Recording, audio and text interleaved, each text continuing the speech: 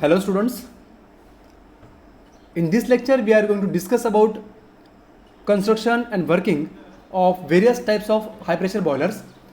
In previous lecture already we have discussed about what is high pressure boiler, what are the unique features of high pressure boiler, what are advantages of high pressure boilers over conventional boilers, and what are the advanced techniques, improved methods implemented in high pressure boilers so as to improve the performance of power plant.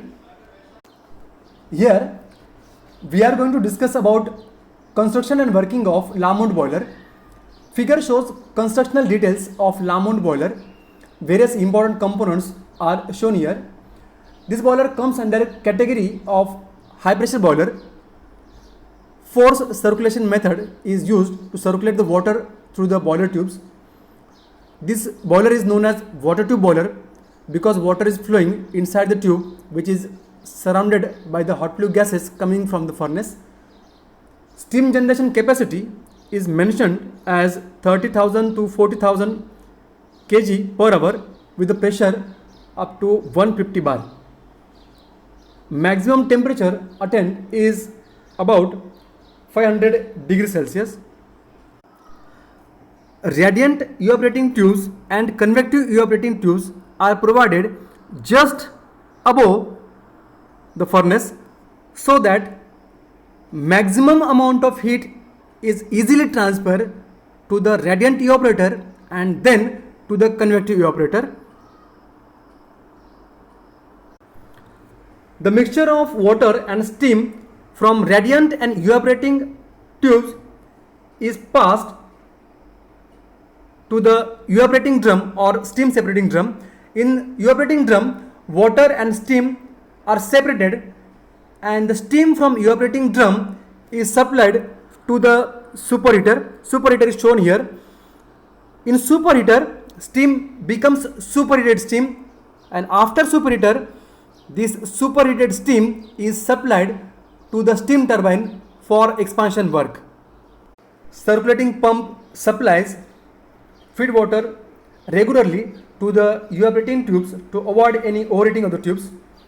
Also, air drawn by the blower is preheated in air preheater with the help of flue gases before these gases are discharged to the atmosphere. This hot air is supplied to the combustion chamber, which improves the combustion efficiency. Lamont boilers can generate steam up to 150 bar pressure with a rate of generation 30,000 to 40,000 kg per hour. So that's all about construction and working of Lamont boiler. Now we will see some advantages of Lamont boiler. Here first is these boilers are high pressure boilers, that's why they are most suitable for high rate of generation. They are flexible in design, they can be easily started, high rate of heat transfer, that's why they are more combustion efficient and resemble in natural circulation. Apart from these advantages, there are some disadvantages or difficulties with Lamont boiler. Some difficulties associated with Lamont boiler is shown here.